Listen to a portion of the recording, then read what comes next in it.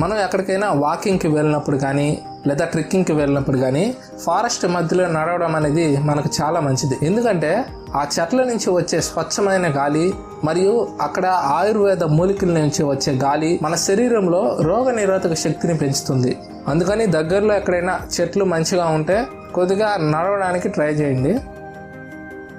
మనం మంచు ప్రదేశాల్లో నివసించే ఎలుగుబంట్లను కానీ గమనిస్తే వాటి యొక్క పై పొర మొత్తం కూడా తెల్ల బొచ్చుతో కవర్ అయి ఉంటుంది. కానీ వాటి యొక్క లోపలి శరీరం మాత్రం నల్ల రంగులో ఉంటుంది. పుట్టడం అవి పింక్ కలర్ తో పుడతాయి, కానీ క్రమేణా వాటి యొక్క శరీరం నల్ల రంగుగా మారిపోతుంది. దీని కారణంగా సన్లైట్ అండ్ యూవీ రేస్ నుంచి తమని తాము కాపాడుకోగలుగుతాయి. వాటి యొక్క నాలుక మరియు నోరు కూడా నలుపుగానే ఉంటుంది.